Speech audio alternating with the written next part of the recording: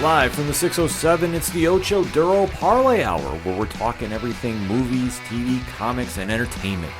Join in the conversation on social media with the hashtag ODPH, because here we go.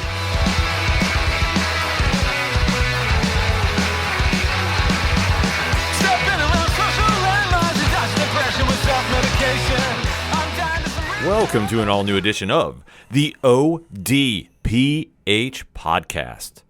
What is happening, everybody?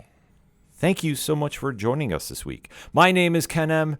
You know the co-host. He's always here. He's always in the second seat here. He is the man of 1,004 aliases. His name is Padawan J. Let me talk to you. And boy, it's been a while. It's been a while. But we've been busy. Obviously, you've been following Fanlight Zone. You know that we're cranking out reviews left and right. We're also having fantastic interviews you're hearing on the ODPH network. But fear not, the official podcast of the Parlay of Topics is back in action. And we have some stuff to go over with you this week. And we definitely want to keep interacting after the show. So, Pad, where does everybody go? ODPHpodcast.com. Right on. Check out the TeePublic Store link. Check out the social media accounts. Check out the classified section, which has friends of the show, such as Dragon Master Games, 3FN Podcast, and Fanlight Zone, your home for comics pop culture. Also, we have a fantastic directory. So, Pat, how many providers are we on now? 771,311. And your source? Trust me, bro. So, wherever's listening to the ODPH on, first and foremost, thank you for checking us out. It means the absolute world to us. Leave a review on your favorite podcatcher. I am told it helps the algorithm of the show. Allegedly. Who am I to argue? Who? Last but certainly not least, we have a great music section, which has such musicians as Brian Wolf and the Howlers, Second Suitor, Tom Jolu, Floodlands, and Shout at the Robots. All amazing acts you need to have in your music collection. And if it's anything else I might have forgotten, because, hey, we do a lot of work here at the ODPH. You can find it at odphpodcast.com or fanlightzone.com. And if you're using hashtags on social media still, why not use the hashtag ODPHpod? So kicking off the show this week, we have to recap a finale that has taken over pop culture to a degree. Holy smokes. I know it sounds weird to say it's polarizing, but we are at this place because before this episode dropped, there was some talk that ratings have been down dramatically. I heard some rumblings on stream, and yeah. And I'm not really sure where it's coming from. I'm not really into that side of the business. I am more into, did we get a payoff for the show that we've been following? Yeah. I mean, I can understand it, and I can understand, the discussion. There is and has been a lot coming out the last couple months. The Boys, Invincible, Maul, Shadow Lord, this, on top of everything else on regular television. I know Survivor's doing their 50th season or something crazy like that. So, when you've only got so many hours in the day, and especially with work, life, everything else, you got to pick and choose. Yeah, so I understand why they might say ratings are down. I know there is the talk of superhero fatigue. I do not subscribe to that. I think as long as the content is good, people show up for it. Mm-hmm. And in this case, the show has been very, very good. Albeit, though, it's kind of gone a little different directions that I was not expecting, but nevertheless, it has been must-watch TV as far as we are concerned. So, Pad, what are we talking about? We're talking about Season 2 for Daredevil Born Again on Disney+. Yes, so the finale has just dropped. The Battle of New York has been decided between Charlie Cox's Matt Murdock and Vincent D'Onofrio's Wilson Fisk. Mm-hmm. And all the side characters involved in this very back-and-forth battle has really been must-watch TV, but there is one winner to declare, and we have to deep dive into what's going on with it. So, that being said, if you're new to the ODPH, once again, thank you for checking us out. We like to give a spoiler-free statement about what we're talking about, because if you haven't seen the episode, we do not want to be blamed if we ruin anything for you. So we're going to give you our statement, and then after that, we give you a countdown. And you have to be like the Clash. Do you stay or do you go? If you opt to stay, you're going to hear deep dive spoiler talk. You're going to hear theories. You're going to hear a lot of stuff that may ruin the experience for you for the show if you haven't seen it. However, if you are worried about that, you can always pause the episode because Pad puts the timestamp in the liner notes of when we go into this, so we're not going to ruin anything for you. So you can go watch the show and then jump back in and catch up with us. And it's that simple. I don't think we can make it any easier. Can we? Not without holding their hand, no. No. So that said, we have to give the spoiler-free statement of the season finale of Season 2 of Daredevil Born Again. So, Pad, what you think? I thought it was an amazing episode. As near a perfect episode as can be. If I had to give it, 5 out of 5 stars, I would say probably like a 4.5 out of 5. If we're going out of 10, I'd say probably like a 7.5 out of 10. You know, it's damn near perfect. Tremendous action, tremendous story. Really leaves you with a sense of, you know, finality for this part of the story, but also kind of feels like it's turning the page to the next chapter. What's going to happen in that next chapter? Who the heck knows? But man, I'm on board for the ride. So this entire season has been borrowing from the comics, and I will always say, if you borrow and follow as close as you can to the comics, you're going to nail it out of the park. In this case, I feel they did. However, though, there were certain aspects of this episode that I thought were pushing Daredevil into an area that he has not been in before. Okay. And I don't know how I felt about it. And I've rewatched it, and I'm still kind of like, I understand where they went with it. Yeah. But I don't necessarily see him being in that role as far as the citizens of New York. However, it still was a great episode. The ending is what sells you, and much like we talk about in the world of pro wrestling, everybody remembers the finish of a match. They don't really remember what goes on in between. That's how I feel about this ending. Yeah. So there is a lot to dissect with it. So let us jump into it in 3, 2, 1. Pad, what you really think? Like I said, episode was tremendous. You know, the courtroom scene might have been the best legal, you know, sequence I've seen in television history. Now, admittedly, I'm not a huge Law and Order fan. I've seen a couple episodes, you know, of the various shows. I enjoy what I've seen, but I wouldn't say I'm an aficionado of all things legal courtroom drama. But holy cow, that scene just like was one that like even if my phone went off with like somebody messaging me or getting some sort of notification, it was on the other side of the room. I'm like, holy cow, this is incredible. You know, the action sequence and just watching it play out and watching it go from, you know, everything feeling like it's wrapped up in a bow for one of the characters. And if you've been keeping up with this season, you know who I'm talking about, to unraveling in a matter of, in the episode time, a matter of hours was just insane to watch. That it was one of the most gripping episodes of television I've seen in some time, that it makes me remiss that we got to wait. I don't know how long for season 3. I know that I'm pretty sure they're currently filming. They're filming right now. They're filming right now. So hopefully it's not too long, but the fact I got to wait, you know, a couple months, maybe a year or so is going to suck. Well, yes and no. To kind of close your point out, there is going to be a waiting period, but there are projects involved that are going to tide us over until then. Oh, yeah. We do know that as we're recording next week, the new Punisher special presentation comes out. Oh, yeah. So that's flying under the radar per se, but I think in the next few days, it's really going to start ramping up as far as publicity for it. And then we have the unknown factor of Spider-Man Brand New Day. True. So if you buy into the hype of that and going off of how this episode ends, yeah, we might see Matt Murdock sooner than later. Could be. And then obviously whatever is going to happen with Avengers Doomsday, which I don't believe any Marvel actor talking about it until I see a real trailer. True. You can tell me whatever you want about it. I'm still saying there's a 50-50 chance of everybody and anybody connected to the MCU being involved in that project. So let's not forget what Andrew Garfield and Tobey Maguire said before No Way Home. Exactly. Or Far From Home. Yeah, I mean, that's the whole thing.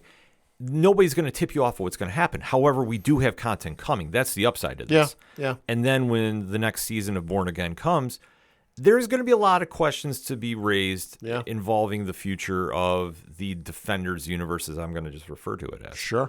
But this entire season has been the back and forth of Wilson Fisk's domination of New York City and ascending to a different level of power in the political reigns, which is a very difficult thing to navigate for somebody of his stature. I think the only time, and you can please correct me if I'm wrong on this, the only time we've seen anything even remotely close to this was when Luthor was president with DC. Yeah, I would say that's probably the largest scale when we've seen that. Yeah. I mean, in recent times, we've seen, currently in the Batman universe, in the comics, Pamela Isley is mayor of Gotham City. Holy hell. Vandal Savage is the commissioner. Oh, Lord. If you haven't checked out the Matt Fraction run right now, this is coming off the heels of Chip Zdarsky, and Jorge Jimenez has been the artist on both. Holy cow. There's a lot of political tie-ins to the Bat universe right now. I'm going to have to check that out. Yeah, I would say as far as the comics-wise, yeah, you're right. Luthor being president has been probably the most comparable, villain-esque. Yeah. If I can use that word. If I just made it up, so be it. That's probably where it's been the most. I mean, Norman Osborn being in charge of S.H.I.E.L.D. for Dark Reign. Yeah. That's also an area of, pause. So, yeah, we've seen that. But for Wilson Fisk to do this, and this has been a storyline they've adapted from the comics. So, and this is why I think it's been connecting so much, is we've really seen him manipulate the system and really ascend in his role as being the kingpin in New York. That he is the crime boss that can't be touched. Yeah. And he has imposed his will, especially focusing his attention on taking down Matt Murdock. And knowing their history, which they brought over from the Netflix show. Oh, yeah. This has been an area that they've really built and grown from. And to see how he's manipulated him, turned his life into a living hell, which is what he does best. It's really taken off into a life on its own. But like with anything, when you have a dictator running crazy with power, there's always going to be the people that revolt and come back at him. And Murdoch and his small rebellion, if you will, has been a thorn in Wilson Fisk's side for months now. As far as the show goes, it's been months that Fisk has been in charge. So to see it now building to the trial of Karen Page, who has been hunted down by the Anti-Vigilante Task Force, which is literally Fisk's hired henchman of the police department. It's been building to this moment where she is now on trial. Matt Murdock, who has been trying to stay out of the spotlight, especially since he saved Wilson Fisk from an assassination attempt by the series' real hero, I'm going to say it, Bullseye, which I never thought I was going to say. Listen, he's only in it for himself. Listen, Bullseye has his own complexity to him. He is pure evil, though. Oh, yeah. But in this situation, I'm not saying his redemption arc because, no, God, no. There was no redeeming. But you kind of see where he was going with some certain things. And I'm not saying I agree with it, but I'm saying for the one that was really, being the anti-hero in this equation, oh, God, it pains me to say it, but Bullseye kind of was. Kind of, which is, I hate saying that because he's such an amazing villain. That's where he needs to stay. So that's one thing I will say I did not like about the season is that he had a balance. There is no balancing in him. He's a psychopath. Sure. So that's where I say I'm just. Listen, psychopaths, while they do bounce around a lot, they tend to fall on the right side sometimes. Well, I mean, Frank Castle is prime example. True. Anybody who says he's not, that's a different discussion for a different podcast. No kidding. But for where we have been building to now, Karen Page is on trial. Wilson Fisk's organization is starting to slowly break on him because of his, nefarious means have now gone out of control, and his obsession to have the people of New York love him is backfiring in a monster way. And this has now led to the area that I really have the problem with is Daredevil is now a symbol of hope. Yeah, a little bit. It's kind of like, it reminded me a little bit of The Dark Knight Returns. Okay. Yeah. And I did not like that. Okay. That's a me thing. So if you did, great. But I'm just saying, for his character, he's never been one that is supposed to inspire like Superman. Right. But at the same token, though, this story is like most of the Marvel television shows, self-contained, not getting too much outside influence from any of the other major players in the Marvel universe. And to this point, while yes, the rest of the Netflix Defender universe, is involved and around doing things, to this point, we're now, I think however many 17 episodes into this series, who has been around dealing with all of this out of, we'll just leave it to the 4, Defenders. Okay. Finn Jones, Danny Rand, we have no idea where he is. Yeah. He's currently MIA. Yeah, we got the whole thing at the end of season 2, but a lot of time has passed. Who knows? Jessica Jones, up until a couple episodes ago, MIA. Yes, she's been back, but she has not been on the front lines dealing with this.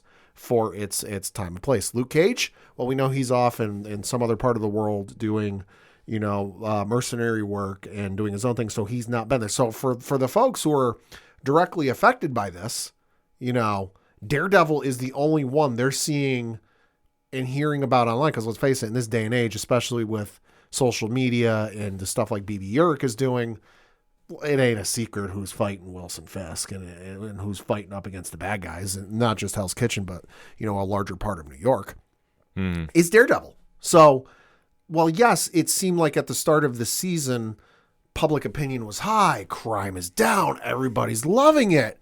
You remember back, that opinion started to turn, and it's like, hey, yeah, it does have its supporters, and it does have its folks who really like it. But opinion was swinging the other way, and people were not happy with what was going on and what was, being done on the street. And when they looked at like, hey, we don't like this, you saw this at the end of the episode when the crowd confrontation happens at the courthouse. And what were they all wearing? I mean, we'll get to this in a little while, but what were they all wearing? Yeah, masks. That's because, hey, he's the only person fighting this. Let's emulate this. Yeah, like I said, it kind of just struck me in a weird way. Sure, no, I get it. Yeah, which I'm just like, okay. But granted, I mean, it does play loosely off, like that portion does play loosely off, what we know from the comic series Devil's Reign. But it is all stemming from the Karen Page trial, where Matt Murdock has now come on to be part of the legal defense of Karen. Mm-hmm. So he has now blown his cover after being a mystery man. Well, he's out in public. Yeah. He hadn't blown his cover yet. No, but as far as him being... Oh, he's alive. Yeah, alive, yeah, okay. Because it was rumored he was missing. Okay. And oh, yeah, right, because Fisk was like, we need to help bring this hero home. Yeah, so now he has shown up in the trial. And this is where he immediately starts dancing around a dangerous fire. Mm-hmm. He puts Wilson Fisk on the stand. There is only one lawyer in the entire Marvel universe I would trust with this maneuver, and it's Murdock. Well, Murdock has been known to kind of live on the edge. Sure. And even in the courtroom and some of the antics he has done. Sure. So to see him play this out, this could have gone many different ways, but it's a testament to the acting of Cox and D'Onofrio. Mm-hmm.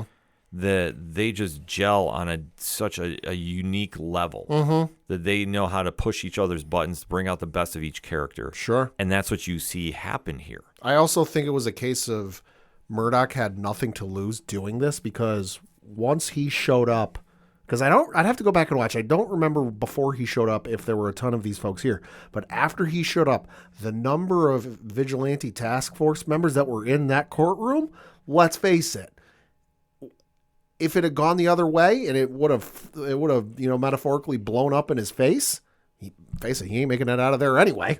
Right. But because it goes the other way, it's a no lose type situation. Either this goes real well for me, or hey, I'm not making that out anyway. Well, that's the problem. That he needed to accept that if he was going to break glass, sure, and hit the emergency button, he had to make it worthwhile. And I think that he knew there was no coming back from this moment. Oh, absolutely. He had literally walked into the proverbial lion's den. Mm-hmm. So as he starts grilling Fisk, he does start pushing his buttons. Mm-hmm. And you can see how they're playing off each other. And it's a great back and forth banter. But then where things get tricky is Murdock has one ace up his sleeve. Mm-hmm. And he calls forth the video testimony of the co-captain of the Northern Star. Mm-hmm. The ship that was taken down, that had all the illegal weapons that the anti-vigilante task force has been using, the Fisk was trying to smuggle into New York. Mm-hmm. And Fisk knows that this is a panic move, but he knows this is going to ultimately undo him. The judge calls a recess to meet with counsels. Mm-hmm. And there's a scene in this, and I mentioned this on Threads, and I think it's brilliant, is Murdock is in the chambers with the judge and the other lawyers. Mm-hmm. And Fisk whispers. Oh, yeah, that was really good. Do you know what you're doing? You really want to go this route? He's like, what did he say? He said something to the effect of, he's like, I can really ruin your life. Yep. And Matt responds to it. And everybody in the chamber is like, wait, what are you talking about? Like, what are you doing? And I thought it was brilliant. Yeah. So kudos on that. Like, that was such a cool moment to see play out that it really elevated that play, because at this point there is no going back. There is nothing that's going to happen in the sense of redemption here. Like, it's all in. I'm taking him down, but I know I'm going to have to risk everything to do it. And the awesome thing with watching this court case play out is the only other time we've been in this courtroom in this specific, setup. Because, hey, if you've never seen Law and Order, or you've never seen how an American trial works, not typically 3 judges sitting at the front of the courtroom. But you think back to earlier in the season where Swordsman was on trial for some of the same crimes that Karen Page was accused of. And think back to what Swordsman was saying. This is a farce. It's already been decided. Like, this is just for show. Everything like that, to where the judges are all of a sudden growing a spine and like, no, why don't we let this play out? Why don't we see where this goes? Well, I think the Kingpin doesn't have everybody, but the problem with him is he has just been running so roughshod. Yeah. That is starting to get on the nerves of everybody else around him too. And it's getting hard to ignore. Well, that's the problem. You can't, as much as he's got his hands in so many cookie jars, so to speak. Sure. He can't control everything. And the judges know this too, so that's why they're allowing this to play out, because they're seeing everything's crumbling. Yeah. And you can see even people on his side are turning. Yeah. So that's the true tell sign that, everything's falling apart. So they allow the evidence to play forward. Yeah. So what's the line the one judge uses at one point where the what is it? The prosecution is like, listen, this is a circus. And the one judge goes, listen, I think we're already real far into the big tent. Yeah. Or oh, yeah, we're already in the big top. So we're already in the big top. I was like, that's brilliant. Oh, yeah, because Fisk's defense lawyer, or the prosecution there, was like, he's panicking. Oh, yeah, and the prosecution is yelling at Fisk, you don't have to answer that, you don't have to answer that. And you can just hear the crowd gasp. Mm-hmm. Well, that's the whole thing, because they know they got him dead to rights. Yeah. But, however, what really puts it over the top is Fisk is arguing about how that evidence is not real, because that unfortunately the co-pilot of the ship, or the co-captain, is dead. Yep. I mean, they don't say it, but obviously everybody knows Fisk took him out. Right. So Daredevil plays the true ultimate ace in his hand. Mm-hmm. And he says, there was one more witness on that boat. Daredevil. Yep. And Wilson, you know who that is. And I know who that is. And I know who that is. And it results in Matt Murdock revealing in the courtroom, I am Daredevil. And there's a moment where nobody can believe him. Well, that's the whole thing, because obviously he's blind. He's blind, and they don't think that, for the amount of expertise in his billy club marksmanship, that he can pull off some things. But he decides to demonstrate it in court. That was really cool. Yeah, so right then and there, everybody knew this was endgame. Let's say he throws the billy club, it ricochets off of like 2 or 3 walls, and he catches it flawlessly. And then the one head guy for the anti-vigilante task force goes, son of a beep, the Daredevil's a blind lawyer. Yeah. Yeah, his head officer there, Officer Powell, definitely is not down with this, if you will. Nope. So this is also leading to the judges ultimately releasing Karen Page. The trial is thrown out. With prejudice. Yep. But Fisk had a backup plan. Mm-hmm. As he often does. Yes. And what was the backup plan? He went on, he had the assassin. He had the assassin ready in the building next door, dressed up as Bullseye. Yep. So he was going to frame Bullseye for Murdoch's murder. Yep. Except there's one problem. Bullseye himself decided to spoil the party. Yeah. Yeah, say Bullseye likes getting his credit, where his credit's due. And being the hero of the series, he decides to save the day once again. He saves Matt Murdock. Note in this series that he has saved Matt Murdock multiple times. I think the sequence almost played out in a way Murdoch wasn't expecting, though, because, you hear the one vigilante task force guy say, take the shot, take the shot, take the shot. And Murdoch goes, wrong Bullseye. Yep. And then it starts to play out, and he goes, no, wait, don't. Yep. And then it all goes south. Yeah, so Desk takes out everybody, and he does try getting the shot in, and winds up hitting Cashman. Yep. Fisk's right-hand man. Yep. So, but he does not get the job done, even though that was a target. But Bullseye is just like, oh, I'm out of here. I've done my due diligence here. Yep. So this prompts Fisk to lock down the entire courtroom, and a courthouse, I should say. Yep. So when he does this, oh, by the way, we should mention at this point too, the governor of New York has shown up. Yes, The governor is in attendance for the trial, and as they're leaving said trial, says to Fisk, like, "Hey, you might," and I'm paraphrasing because I cannot recreate the way this was delivered because it was brilliant the way it was delivered. Like, "Hey, you should resign because the attorney general has drawn up charges against you that are a long list of things, and you should really," and he tells her no. Yeah. In so many words. Well, Fisk is defiant to the end. Sure. I mean, that's the beauty of his character. Let's face it, all this could have been avoided if he got a couple more hugs as a kid. Well, he's always been the one that wants to be beloved. He wants to be the dictator. He wants to be the one in charge. He's desperate for power because he's never had it when he was young, like you touched upon it a little bit. Yeah. So when you're seeing that everything that you wanted, it slips through your fingers, he's very hard-pressed to accept this. I mean, he's lost Vanessa. Yeah. She's dead. Yep. Wesley's dead. Yep. He's now seeing his empire get taken away yet again. Cashman is probably dead. Arguably at this stage. We don't know, but probably. So he is very reluctant to take a deal after he has fixed the city because in his blind rage, he feels that he's New York's savior. I think initially he's also thinking the governor is bluffing because when she initially presents this whole thing, like, "Hey, do X, Y, and Z," he goes, she's like, "You need to resign," and he's like, "Yeah, there's a whole process, so why don't you get started on that?" Yeah. So I think initially he's bluffing, but he quickly finds out she's not. Mm-hmm.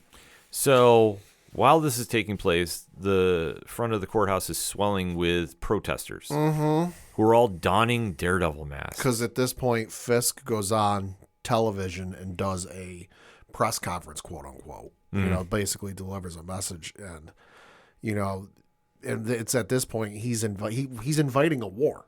Yeah. And Murdoch and the crew of what is it? It's Jessica Jones, the governor, Karen, and Matt all realize, like, wait, we can't, because the governor is ready to call in the National Guard. And Murdoch stops her because he's like, wait, the press conference plays out. He goes, "That's why you can't call in the National Guard." He wants that. It'll start a war. Because that's what he's trying to start up to, because then he can escape in the madness. Yeah.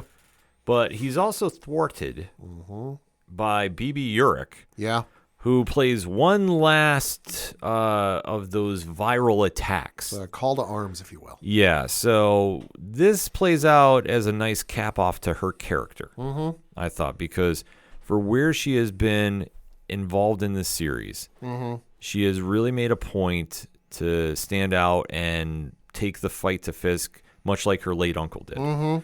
So Janaea Walton, who's been playing BB, did a phenomenal job with this, set it up and riles up the protesters to take action. Yep. So and then she reveals herself on screen, which I was like, ugh. I don't know if that's a smart move for the future. I'm just saying that right now. Yeah. But then again, you think you're going to take Fisk down, you're going to take your shot, which we'll see how that plays out next season. Yeah. So this leads to the protesters overthrowing the AVTF, who are turning on each other because Powell winds up admitting that he lied to his fellow officers. Well, I forget who it was. Somebody showed up that they thought was dead. Oh, it was the White Tiger. Yes, that's what it was. Yes, and her mom. Yes, yeah. So you see the late Hector Ayala's sister show up. Yep. And you see the new White Tiger, yep. Angela Del Toro, who's yep. played by Camila Rodriguez. They show up. Yeah. And they're now arguing because they know that Powell's the one who shot him. Yeah, and so the AVTF, like you said, is turning on each other because they're like, wait, I thought you said this. And he's like, I told you to just do order. And so they start falling apart. All the while this is going on, you've got Heather Glenn, the therapist, who's, so far in the camp of Wilson Fisk, it ain't even funny, is hiding out with him, tells the prosecutor to give Fisk his jacket because he's cold, which was just all sorts of weird. But all the meanwhile, the Attorney General keeps calling and trying to get a hold of Fisk, but he keeps hanging up on him. Yeah. And he gives Fisk the ultimatum, and if eventually somebody speaks to the Attorney General and gives Fisk the ultimatum, resign from office, leave the country, and renounce your citizenship, and we'll let you go. And even then, he won't do it. Right. Have to make a correction. Soledad Ayala. Yeah. That's played by Ashley Marie Ortiz. That is Angela's aunt. Okay. And Hector's wife. Gotcha. Or widow, I should say. At Gotcha. This stage. So, but yeah, you're right. And what it, especially too, I just want to touch upon it very, very quickly because I know we'll get into a little bit later. Okay. Heather and the transformation into Muse. Yeah. So Margarita Levy, who has been having this weird asphyxiation with death now, And obsession with Fisk. yeah. So it's been really odd how this is all kind of morphed. Yeah. But because you see her that when she's fighting to go get that coat to give Cashman, the district attorney, I guess at this stage, is saying no, it's such a fancy coat that she cuts him there. Yeah. Well, she's like, oh, give him your jacket, and he's like, oh, it's made out of whatever it is, and I'm like, who cares about that? It ain't even gonna fit the guy. Yeah, but the minute she did that, and I was alluding to this on previous posts, I'm like, she's gonna be Muse, which I'm actually okay with. I saw a couple people online in the weeks leading up guessing that. So hey, if you did, kudos to you. Well, they set it up too much. Okay. But I'm not mad about it because Muse, how they did the original Muse on the show was a travesty because of how that character could have played out. Okay. So now this one, if this is going to be maybe the villain for next season, okay. That'd be my guess. Kind of curious to see how we shape that up.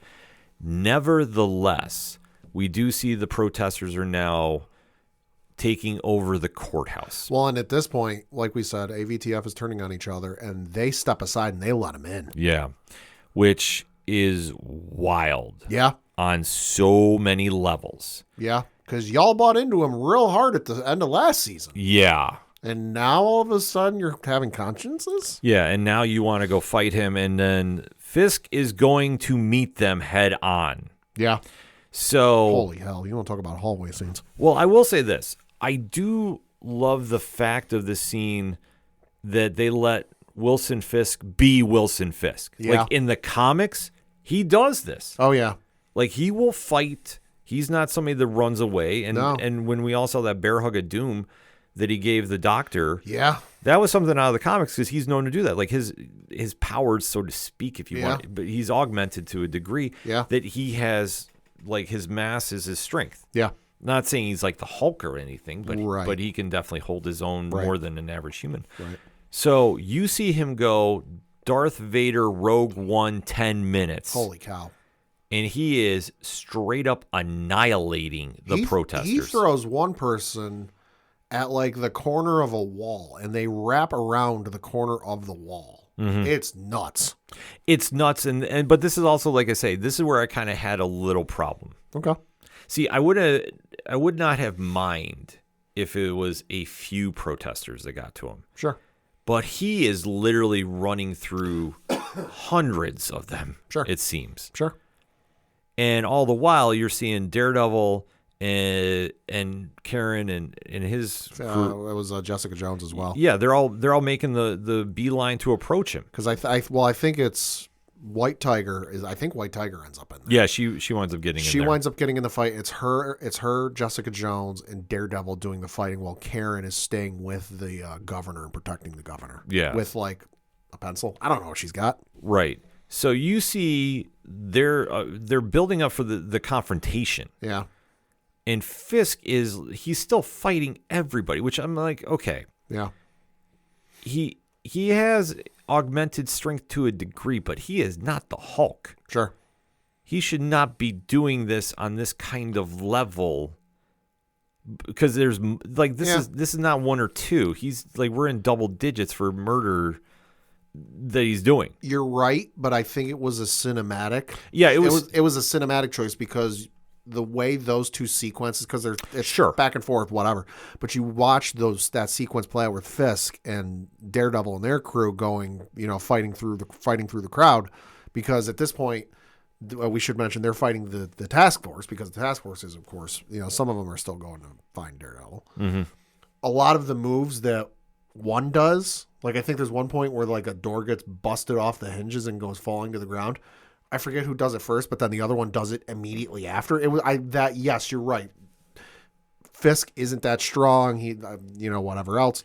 But I think it was more of a cinematic, like, hey, let's just make this look really cool. And you know what? Like I say, I get that aspect, and this is not me being mad about it. I just said, like, okay, as I'm watching this, I'm like, okay, I need to suspend reality for a bit here, and knowing these two and how they are, I'm like, okay, yeah, I get it. I'm not mad, but I'm like, I wish they did something different. Me personally, sure.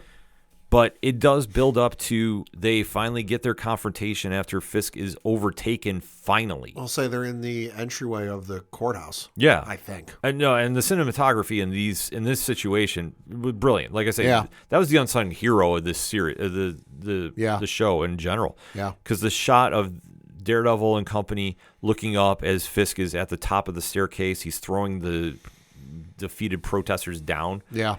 But they're confronting him. Fisk and Daredevil are having a back and forth, and the protesters are basically like, forget this, we're just going to charge him. Right. So they wind up overtaking him, and they're all just mass beating Fisk at this point, where Daredevil has to come in and save him. Yeah.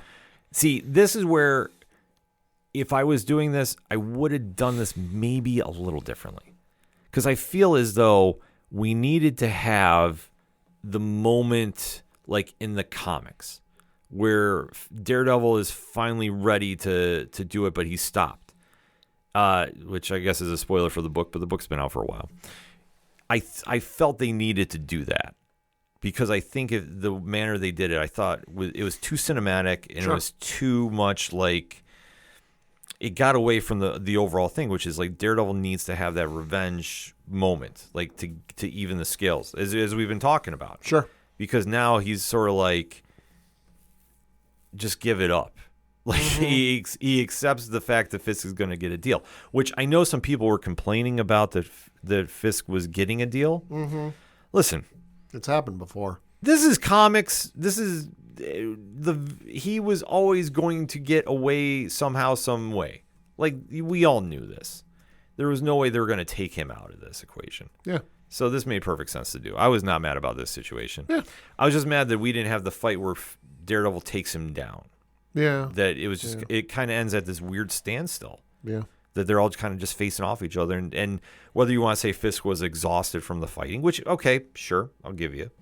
But I felt that they needed to have a physical confrontation. Sure. Like a real one, not the stare down, and Daredevil is given the Rocky IV-esque speech to talk him down and have him accept his fate. But that's what happens.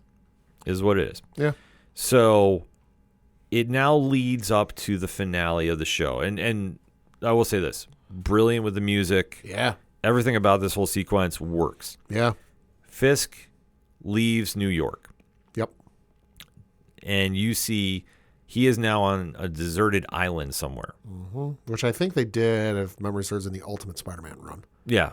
I vaguely remember that, so I'm gonna say you're on point with that. Yeah, I forget the circumstances that led to it, but like he fled the country and couldn't come back. Mm-hmm. We also see that Matt Murdock has his last night with Karen. Yep, because hey, you outed yourself, and despite the fact that a lot of people love you, there's still some charges on your head. Yeah, so he is now going to jail for, I believe they said, attempted murder. Yeah, it's something like that. It's a laundry list. It's the guy reads off, the arresting officer reads off like 3 or 4 charges, and he goes, but there's a lot more, and it's an alphabet. Yeah, so you see Murdoch's going to jail. Yep. In there is every single AVTF's agent.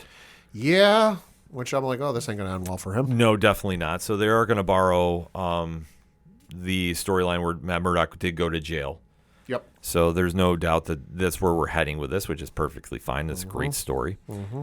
We do see Jessica Jones is reunited with a certain other Defender that has been long rumored. We finally get the confirmation of everything going on. Pat, who was that? Luke Cage. Yes. So Mike Coulter is back as Luke Cage. Which I know people were kind of annoyed. We found out he was going to be on in the season, before he actually showed up. Having seen how he comes back, I'm not mad about it. I'm not mad about it at all. Not. Did I agree at the time? Like, it would have been nice to be surprised, and see when it happened. Sure, but having now seen it, like, yeah, you know what, it's fine.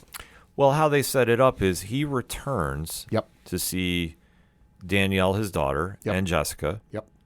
And she alludes to, "Are you done?" Mm-hmm. And he says, "Yeah, he's got somebody else to work for him now." Yep. So we find out that he has been working for Matthew Lillard's Mr. Charles. Mm-hmm. And we do see his replacement is who? None other than Bullseye. Yes, the hero that New York deserves. No, I'm kidding, folks. But yes, so we are getting Bullseye working for the government, which is terrifying. It's absolutely horrific, and I am here for this because where I think they're going is a version of Dark Avengers. It could be. Now, I'm not going to say the lineup because I don't know, and I think there's too many moving parts involved. Sure. Because if you're going to try doing that lineup, you have to do penance. I don't think they're going to ever do that version of Robbie Baldwin on the MCU. I could be wrong. You never know. There is a version of Venom. Oh. That symbiote is lurking around in the MCU. Right, so maybe we'll find out some more of this from Brand New Day. Could be. We do know that there is a certain Wolverine, but it is not X-23. Right. It's Dakin. Right. So, like I say, I don't know how they're going to do the lineup. They could always bring back the Sentry. Sure. Reasons. Sure. So, we'll have to wait and see. But the fact that Bullseye is now working in this manner, that's going to open him up back to being his psychotic self. Well, I think it opens up the opportunity and the avenue to bring him into other properties. It does. But like I say, it just depends on what they want to do. Sure. Dark Avengers, or whatever they want to define them as, Thunderbolts, sure. I don't know how they're going to do that. Sure. However they want to do it is going to work out if they do it as a one-shot, which I think they should. I don't know if they're going to do a series. But they could always have something, and when Daredevil escapes from his jail, Bullseye's the one to go get him. Yeah, I could see it. That could be a situation. We're going to send you after a guy you've got a history with. Mm-hmm. And then they just slide the mugshot across the table. Yeah. And then the final last plot point that they illustrate is BB Urich is now at the New York Bulletin. Hey. So filling in for her uncle's footsteps, gets a shoebox of his old press clippings. I thought it was going to be like a typewriter or something. That would have been like her uncle's. And I was like, oh, it's going to be like a nice sentimental, passing of the torch. Yeah. The clippings was good. The clippings was very good. And then it goes back to a shot of Daredevil in his cell, just smirking. Mm-hmm. And that's how that's how it fades to black. Mm-hmm. So a lot to process over. Yeah. I mean, it's very strong acting. I don't think there's any question about that. Oh, yeah. I mean, for me, or Pat, I'll let you go first. What is your overall thoughts on this? Where are we going with this? Season was good. Where I expect, I'm fantasy booking at this point. I have no idea. Nobody's told me anything. Listen, we're going to have to get him out of there somehow. He's going to need a good lawyer. He is familiar with a good lawyer. He's been opposite a good lawyer in a prior series. One She-Hulk. Yeah, I mean, so could we see him call up his good buddy, She-Hulk and help get him out of jail? Well, I could see it. You never know. We haven't seen her we haven't seen Tatiana Maslany as the role of She-Hulk since the series ended. So is it possible? Maybe. But no, I think. Listen, spoiler alert. Since he's been spotted on set, Finn Jones is coming back. Mm-hmm. What capacity? I don't know. But he'll be back. So I would imagine next season is going to have something to do with Muse and the further descent into madness of Heather Glenn. So that I think will be really interesting. And then I think it's going to be a fleshing out, because I think a lot of this is going to depend on what happens with the Frank Castle one shot that's coming out, and then also what comes out of the Spider-Man movie, because Spider-Man obviously in New York, integral to New York. It's going to depend on a lot of that. Yeah, see, I don't think the Frank episode is going to have anything to do with the show. I really think it's going to be Frank Castle centric. Sure. I believe I know what storyline they're going to do, but I don't want to even jinx it. Let's just say it's a very, very classic Frank Castle story. Okay. But I think you're ultimately going to have substitute Daredevils. Now, will this be the return of Elektra as Daredevil? It could. I've seen some people discussing that in his absence, him being Daredevil, you could see her come back. You could definitely see Elektra come back and fill the role. Yeah. I know that there's talk possibly Iron Fist fills in for Daredevil, which I know would make our guy JVD very, very happy. I mean, listen, I'd like to see it. Was season 2 of Iron Fist great? No. Would I like to see Finn Jones come back and do something to improve upon that performance? Absolutely. Oh, see, I've always said this. I think Iron Fist is a great character. Yeah. But I think you have to have a really good story built around him to go. And I know, like, there was some potential there. But what I would like to see first, give me Heroes for Hire. Ooh. Give me him and Luke Cage. I think just give them cases to work on and let it go. Because like I say, that is one of the best duos of all of comics. And I think they need just a small run. Like, it doesn't have to be a full series. They could do 6 episodes and then break them apart again. Sure. That's fine. Sure. But I think you need to do that. And then with Muse coming back, like I say, if they want to do that storyline that's her against Elektra Daredevil, I think that would be money. I think that's a great story that they've done in the comics, so I could see that happening here. Yeah. And then for Murdoch, I mean, I think the only time we're going to see him is I fully think they're going to adapt the Devil in Cell Block D. Could be. That will be an adaptation of some sort. Yeah. But overall, I think we just have to wait to see what Brand New Day is going to bring. Yeah. Let's say I know people were speculating prior to this episode that Murdoch was going to show up in the new Spider-Man movie. Yeah, listen, I'm not saying it's not going to happen, but that percentage just went down, a couple ticks. Yeah, we just have to wait and see and be patient about it. Yeah, which is tough for any Marvel fan. I'll say Marvel fan, patient. Yeah, I know it's one that cannot happen, but I think that to wrap this up, I think the series came back on a strong foot. Yeah. I think there'll be a lot of word of mouth that will drive up the ratings on this. Well, yeah, especially too now that Invincible's over. I think because I'm behind. Yeah, several weeks. Well, no, not Invincible. Invincible, I've seen the ending of. No, The Boys. I'm several weeks behind, but I think the finale of The Boys just aired, or it's coming up. It's coming up, so The Boys will be ending, very soon. So that's freeing up some time for folks to go finally check out Daredevil. Yeah, see, I fully see this taking over the summer. Probably. Because what's going to happen is the Punisher special presentation is going to bring in an audience. That's going to do numbers. That's going to do big numbers. Yeah. And then the hype going into Spider-Man Brand New Day, I would not doubt. Because isn't this the first Marvel movie we've had in theaters since Thunderbolts? Yeah. Or Fantastic Four. Oh, that's right. Fantastic. I forgot Fantastic Four came out. Yeah. No, FF was because the 1-year anniversary of Thunderbolts coming out, and I was thinking about it the other day. I'm like, wait, have we had a Marvel movie since Thunderbolts? No, FF did, but it got buried underneath Superman. Yes, that's right. They came out within like 2 weeks of each other. Yeah. So I think Marvel though is gearing up for a big summer as far as their shows and content. Yeah. And I don't doubt we'll get more teasers coming out, but I think Brand New Day is going to be the pace setter. Yeah. And then we'll see what happens in Avengers Doomsday. I would not doubt a cameo of some sort. Could be. Everybody's saying no, but we'll have to see. And then I believe it's next March we come back for season 3. Something like that, yeah. So we'll kind of have to wait to see about that. But a lot of great acting to see, and I love the adaptation. I just think that for me personally, there's a couple things I didn't like, but it's not to say it was a bad show. Like if you want me to give a grade on it, I'll say it was an 8. Okay. I'll say it was a solid 8. Yeah. I just think that there were certain aspects, seeing where they went, that they played into the pop culture audience. Yeah. Which is fine. But I tend to lean into the comic audience more. Mm-hmm. And that's where I kind of have my basis on. But either way, Daredevil Born Again on Disney Plus is well worth the watch. Hit us up on that hashtag ODPH Pod. We gave you our thoughts on the season finale. Now we want to hear yours. But we're going to get a quick break. We'll be right back. Hey guys, it's Alan Dunford here from Top Hat Studios, co-writer and co-creator of Pocus Hocus and Grandma Chainsaw, and you guys are listening to the ODPH podcast.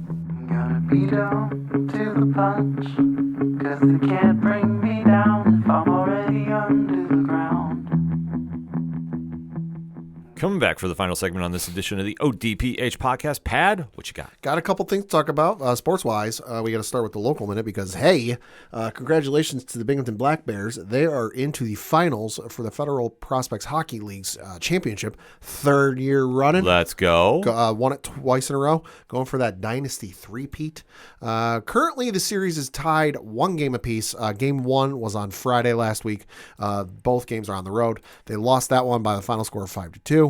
Came back on Saturday, May 2nd, won that one by the final score of 2-1. Now, this is a best of 5 game series. The next 3 games are at home at the Visions Veterans Memorial Arena. Game, what would this be? 3 is on Friday, May 8th, 7 o'clock Eastern. Then you got Saturday, May 9th, 7 o'clock Eastern. And then, game 5, if necessary, however this plays out, Sunday, May 10th, 6 o'clock Eastern. Again, all of 3 games at home, Visions Veterans Memorial Arena. I would say this, get there early because parking's going to be crazy. Yeah. More tickets, information, all that good stuff, BinghamtonBlackBears.com. Then looking at the Binghamton Rumble Ponies because we are in the swing of baseball season here. They had a series last week on the road against New Hampshire. They lost the game on Tuesday by the final score of 6-0. Had a doubleheader on Wednesday. Lost both games there. They lost the first one 8-2. Lost the second one 5-3. Won on Thursday though by the final score of 6-3. Came back on Friday and lost 11-4. And then the game on Saturday was postponed due to rain, or was suspended, on Saturday because of rain. So it was made up as part of a doubleheader. They lost the first game 4-3. And then, so that was that one. And then they are at home this week for a series against the Hartford Yard Goats. They had a game on Tuesday where they lost 10-2. They got a game this Wednesday, 6:07 p.m. Eastern. Game on Thursday, 6:07 p.m. Eastern. Another game on Friday at 6:07 p.m. Eastern. Game on Saturday, however, though, not 6:07 p.m. Eastern, 1 o'clock Eastern. And then the game on Sunday, also 1 o'clock Eastern. Of note, though, and this is taking place Friday, May 8th, 6:07 p.m. Eastern, on top of the usual Friday fireworks, which, hey, always a good time down there. They're celebrating the 40th anniversary of the Mets World Series Championship. And as such, to celebrate, a certain doctor is going to be in attendance. Yes. In Binghamton. Dwight Doc Gooden is going to make an appearance at Marabito Stadium. So there will be 2 things going on with this. There is a VIP meet and greet taking place that day from 4:30 to 6 p.m., followed by a general public meet and greet during the first hour of the game. If you couldn't tell, the VIP meet and greet, you gotta buy ahead, and it will guarantee you a picture and 2 autographed items from Dwight Gooden. So definitely check that out for more information, tickets, and all that, bingrp.com. We're going to talk a little bit of wrestling. Yes, we do. Got a certain event taking place this weekend, a pay-per-view taking place this weekend. Listen, I know they call them PLEs, but I'm going to follow Rich's stance on this, on the way he's been taking this. Is listen, you got to pay as much as you do to watch this stuff. It's a pay-per-view. Yes, indeed, because this weekend is WWE Backlash. Taking place from the Benchmark International Arena in sunny Tampa, Florida. Don't know what the weather will be, but hey, he'll be indoors. Got 5 matches announced for this. As such, the first match we're going to talk about is a singles match between Seth Rollins and Braun Breaker with Paul Heyman in his corner. So this has been building up for quite some time. Braun Breaker was hurt before WrestleMania, so This is why they pulled the pivot and had Seth versus Gunther. But nevertheless, this is a storyline that's been building for quite some time. At this stage, I think you have to give the win to Braun. I'm agreeing. I can't see how you let Seth walk, but well, I mean, if he wins, sure, but then what do you do with the Vision? I'll say the story with Seth isn't his whole ongoing thing with Braun. It's the little tease they did on Monday Night Raw this week where Rowan was all sorts of ticked off, went to go storm out and all this nonsense, and had a back and forth with Adam Pearce and Gorilla. And then the camera panned to the right, and who was standing there? Seth Rollins. So, like I said, story ain't with Braun Breaker. Story's with the inevitable collision he has with one Roman Reigns. Yes. Next matchup is a singles match for the United States Championship with Trick Williams with Lil Yachty in his corner, taking on Sami Zayn. Well, I would say this is the biggest lock of the weekend. Trick wins. There's no way Trick is losing this one. Rest in peace, Gingy. Yeah, I mean, they've been trying to make something happen with the storyline. Sami Zayn been the reluctant heel. Yeah, say if you haven't watched WWE programming in the last 5 years, or you you should have known who that gingerbread man was. Exactly. That's all I'm saying. Exactly. But Trick Williams is a star in the making, and we're seeing him win over the fans. He's the cool heel. Oh, my God, yeah. So, we've seen this from time to time in wrestling, and Trick is really running with it. And Sammy is, like I say, he's the reluctant heel in the situation. But he reminds me of when Bret Hart was facing Stone Cold Steve Austin. Yes. There is those kind of vibes, if you will, that his character hasn't changed, but everybody else has changed around him. Agreed 100% on the outcome of the match. I'll also say this, and I don't feel I'm making a false statement when I say this. Lil Yachty's involvement with this, best celebrity involvement in WWE this year. Yeah, I'll argue that, yeah. Yeah, no, listen, say what you will about the other ones, good, bad, otherwise, mostly bad. Lil Yachty, been real good with this whole program. I will say so. I'll say yeah, that. he's been solid. Yeah.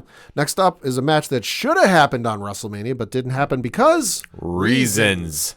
Singles match with Io Sky taking on Asuka.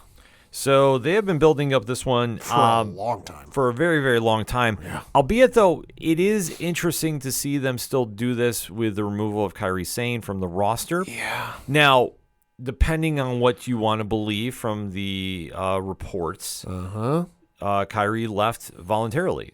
So this was not a release, so to speak, that she wanted to stay. The rumor was, by some sites, is that she wanted to go home to Japan. Which, hey, more power to her. Yeah, exactly. So, like I say, I'm not faulting that. So I would not doubt her appearing for this to kind of put a official stamp goodbye on the storyline. Yeah. But who knows? Either way, I think Io should win. Yeah. But I don't necessarily know. It just depends on how long they want to keep this feud going for. If they want to extend it more, Asuka wins this outright. But I think that if Kairi shows up, Io wins, and then they move on to their separate ways. Then you've got a matchup, which let's be honest, this is the one I'm looking forward to the most, for obvious reasons. You've got a tag team match with The Miz and Kit Wilson taking on Danhausen and To Be Announced. Now, this all broke down and has been breaking down the last couple of weeks. Danhausen at one point broke into Miz's house, which, hey, nice house. He's been tormenting the heck out of the two, cursing the both of them. And it led to them getting the upper hand on Danhausen on SmackDown last week. And Danhausen went to Nick Aldis and said, hey, listen, I want an opportunity at Miz and Kit Wilson. He goes, listen, you can find a tag partner. You got a match. So the match is on, but he's got to find a tag partner. Now, he did tweet out to Shawn Michaels, Triple H, Undertaker, AJ Styles, John Cena, Stone Cold Steve Austin, Papa Shango, and also he mentioned a couple other Twitter accounts that are no longer active, but one being Stardust. Among others, and said, quote, how does $400 human sound to come out of retirement and team with Danhausen? Question mark, exclamation point. And then he added, Danhausen will not be covering gas or transportation, and you have to get your own hotel. It's a good opportunity to be seen, though. So, I don't, this is absolutely brilliant. First of all, who do you think is going to end up being Danhausen's tag team partner? See, this is tough because I want to say Obafemi. That would be great. Because I think that would be just wild. That'd be great. But I could see it being CM Punk for ratings and to boost. And plus, they're great friends in real life. So I would not doubt them doing something because I think that would just be fun. That'd be great. I agree with your CM Punk one, but just for discussion's sake, I'm gonna say Ethan Page, and all ego. And listen, here's how I'm gonna say it. They can play it off real easy. You have the match, it goes the way it does, because I think Danhausen's gonna win ultimately at the end of the day. Have Danhausen show up on Monday Night Raw. Meet up or bump into Ethan Page backstage because Ethan Page is on Monday Night Raw, and Ethan go, hey, listen, I owed you a favor. I paid you back. We're square. Explains itself. That's all you need. I mean, that would be fun. Yeah. Listen, anytime you get Ethan Page on screen, I'm good with. So, but yeah, this will be a fun match of the night. It's gonna be great. Yeah, I mean, who knows? It could be Dirty Dom. That'd be amazing. To remove the curse from. That'd be amazing. I'd be okay with that too. Then your main event of the evening is a singles match for the World Heavyweight Championship with Roman Reigns defending his belt against all gas, no breaks. Jacob Fatu. So I will say this for Roman's new Summer of Roman tour, if you want to call it that. This is a very solid opening feud to go with. Oh yeah. Jacob Fatu has been on the cusp of making the breakout into the main event scene. for quite some time. So to see him get this push, I'm all in. I know with all the releases that have gone on, and if you want to hear a deep dive about that, obviously 607 TWS, the wrestling show, went fully deep diving about those. Yeah. The future of the Bloodline, I don't know. I will say this, and I've talked with Rich from 607 about this as well. If the rumors were true about contract restructuring X, Y, and Z, Sure. and there was a rumor, and I stress rumor, Roman Reigns was involved in that because apparently his confirmed appearances have gone down. Yeah. I will say this: if that is the case, I don't doubt Jacob Fatu winning. Could be. But then that means that's a whole different ball of wax, and there's a lot of rumors going around because I've heard those, but I've also heard that his confirmed appearances going down is due to a quote clerical error. Yeah.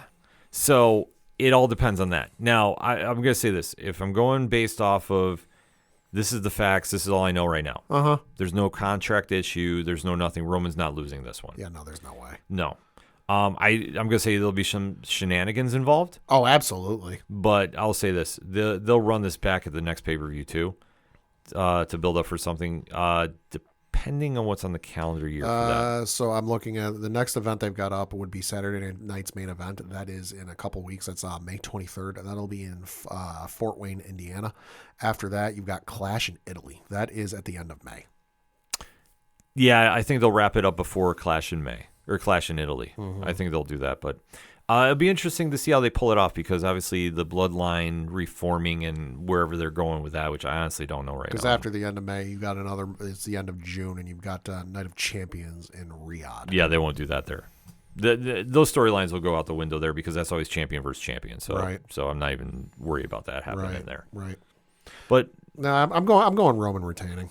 Just like he what was WrestleMania like 3 weeks ago? Like it feels like it. It was like 3 weeks ago. Like I realistically in this day and age don't see Roman Reigns getting a 3-week title reign to just drop it to Jacob Fatu. Now I have no issue with him dropping to Jacob Fatu. I just for the life of me don't see him dropping the belt after like 3 weeks. Yeah. No, I agree with you too. Like I say, as long as there's no behind the scenes shenanigans, he's not losing this one. Yeah. But it'll be a fun show nevertheless to watch. So definitely check the ESPN app out and wherever you catch the WrestleMania show, go back there and check it out. Or Netflix for you lucky individuals. Yes. Then we got to talk a little bit of entertainment news. One specific one because I'll admit I don't have a Nintendo Switch. My wife does. She wants the Nintendo Switch 2 because the new Pokemon game is only going to be on Nintendo Switch 2. But I do pay attention. I do keep up on the Nintendo stuff. Was not aware there was a Nintendo Direct today, but they decided to drop one unannounced. They're like, hey, it starts in a few minutes. And they decided to drop something that folks have been wanting for 10 plus years, 10 years at this point. And that's a new Star Fox game. So the last Star Fox game, according to my research, came out way back when on the super successful gaming platform, the Wii U. Folks, if you can't tell, that's sarcasm. Yeah. Was the Star Fox Zero, which released in Japan on April 21st, and then North America and Europe on April 22nd, 2016. So this one will be, it'll be interesting to see because this is the first game in like 10 years, and it is simply called, they got a poster, Star Fox, releasing in, well, folks, you ain't going to wait long, releasing on June 25th. Oh, wow. Yeah, so they dropped the darn thing, and they're like, oh, hey, by the way, it comes out next month. So, hey, kudos to Nintendo because I did not see any leaks or rumors of this anywhere. The fact that they kept this under wraps for so long is kind of astounding. That is wild. Yeah. That is absolutely wild. But, it has such a fan base built in, so I'm sure they don't have to do too much of a build for that. No. Speaking of not having to build too much, I think everybody knows today is New Comic Book Day as we record. Pat, what are we picking up at the shops this week? Recommending you folks pick up Amazing Spider-Man issue number 28 from Joe Kelly. This is, the description of this is Spider-Man's buried in unfinished business after his battle with Torment, Venom, and Carnage, and his long absence from Earth. Get his life back together? Later. Damage control at work? Not now. Time-traveling magical threat to all of space and time? Go, Spidey, go. So this one is a perfect jumping on point. If you haven't been keeping up with the latest on the Amazing Spider-Man universe, Joe Kelly's run has been tremendous. You don't need to have read the prior stuff to understand what's going on because they're getting ready to start the new storyline they're doing. So perfect jumping on point and a tremendous issue from the folks at Marvel. Also from Marvel, Star Wars Rogue One Cassian Andor #1. This one from Benjamin Percy. Can you believe that this year in December, it will have been 10 years since Rogue One came out in theaters? That's insane because it's also the 10-year anniversary of Civil War too. Yeah, that was actually today or yesterday. Today. That also means it's been 10 years since I totaled my car. Hey, that's a story for another time. Yep. This one says, quote, If we only had the Patreon. Oh, I know. Enough said. This one says, celebrating 10 years of Rogue One. Before the heist that shook the galaxy, a lone rebel operative walks into danger. Cassian Andor infiltrates the lawless maze of Kafirne, racing against troopers, bounty hunters, and time itself, an intense espionage thriller set prior to Rogue One. The critically praised blockbuster, hailed as one of the best Star Wars films, returned to the grit and glory of rebellion on the brink. So this one, tremendous issue, fantastic if you, and you will really enjoy this if you loved Rogue One, and let's face it, who doesn't? But this one, Rogue One's story is perfect. Andor's story is tremendous. Didn't need any fleshing out. But this one adds to the story so incredibly wonderfully, and especially, too, when you're dealing, and spoiler alert, but it came out 10 years ago. When you're dealing with something as crucial and integral as like, hey, we're getting the Death Star plans. Like, we're finding out about the Death Star. You figure there's a lot going on, and there's a lot of moving parts to this. This is adding to some of those pieces in the puzzle. Yeah. So, hey, it's a really tremendous thing. Then we've got 2 recommendations from the folks over at Dark Horse. You've got Star Wars Hyperspace Stories, The Bad Batch, Rogue Agents, #3 from Michael Morrissey. This one says, as the Bad Batch closes in on the scientist they've been searching for, their adversaries make a tempting offer. Is it too good to be true? Meanwhile, another deadly and all too familiar enemy trains their sights on Clone Force 99. So this is issue #3. It's a 4-issue miniseries. If you've watched and enjoyed The Bad Batch, you will love this series. It's got the feel of the show. It's absolutely tremendous and a lot of fun. Definitely recommend that one. And last and certainly not least, Avatar: The Last Airbender, The Kyoshi Warriors #1 from Brandon Hoang. This one says, Suki and the Kyoshi Warriors leave their island home to join the war against the Fire Nation. Met with suspicion and resentment by the mainlanders, they struggle to prove their worth to the Earth Kingdom. But when that opportunity arises, will they be willing to compromise their values as Kyoshi Warriors to embrace it? So this one, if you're familiar with the show, you know Kyoshi Warriors appear fairly early in season 1. I want to say it's like episode 4 or 5, something like that. Then you don't see or hear from them again until like season 2. So what this story does is, hey, you want to know what's been going on with the Kyoshi Warriors in between those 2 points in the series? This series is going to explain it to you. As I said in my review, this issue captures the feel of the episodes and the story so incredibly well. You'd swear this was, an episode that or part of a story that just didn't make it to air for whatever reason. Yeah, it's absolutely tremendous. Yeah, definitely a fun series to check out. So I'll hit up just very quickly because we got about 30 reviews on site at Fanlight Zone, so I'll just kind of go very, very quick on this one. Batman #9. So this is Matt Fraction. Ryan Sook is on the art, filling in for Jorge Jimenez. Hey. And this has been the build from Vandal Savage's new initiative to take down Batman at any costs. One Will Fall is on the cover, and yeah, this is a very big book for another series that is coming out. So I don't want to do too many spoilers for that, but if you go search in DC, you might know which one I'm talking about. So very important book to go check out. Also, Absolute Superman #19, Jason Aaron, Rafael Sandoval. A major, major shift in the Absolute landscape happens here. King Shazam is back, and we know him on the DCU as Black Adam, and makes a statement very, very early to the new Man of Tomorrow. So definitely one to check out on that side. Over at Marvel, we talked Daredevil beginning, and if you have not been checking out the series by Stephanie Phillips and Lee Garbett, you want to make sure you jump on that. So Daredevil 2 is out today. Phenomenal issue.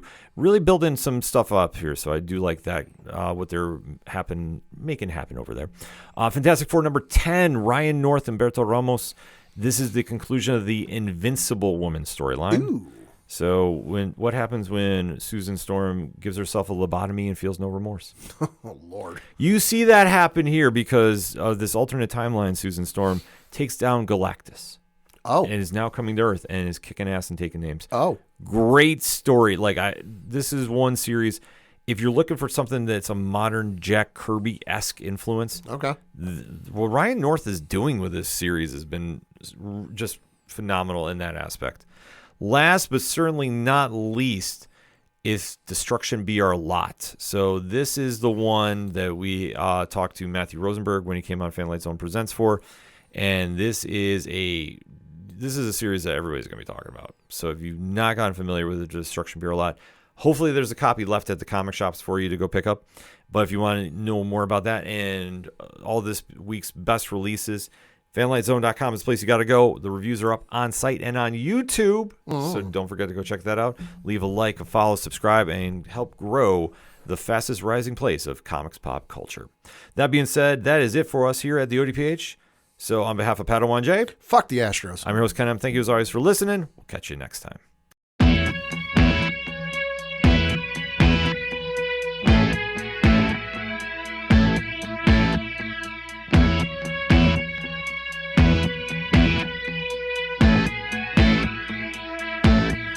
It's such waste of time swiping left and swiping right on people you could know. 'Cause anyone who's worth a damn be worth way more than a picture could ever show. You could find the right light, find the right angle, and never find your soul. And it can feel like a losing battle, and this plot is full of holes.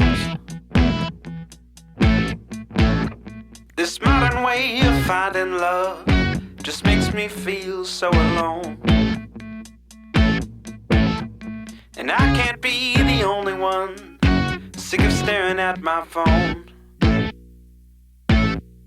So look up, talk to me, a better way to spend our energy. Just look up, talk to me. We don't have to float alone on the open sea. Don't know that I believe in the old time fable. Everyone has just one true love. All I know is you're across this table, and you're all I'm thinking of. So look up, talk to me, a better way to spend our energy. Just look up, talk to me. We don't have to float alone on the open sea. Ooh, ooh, talk to me.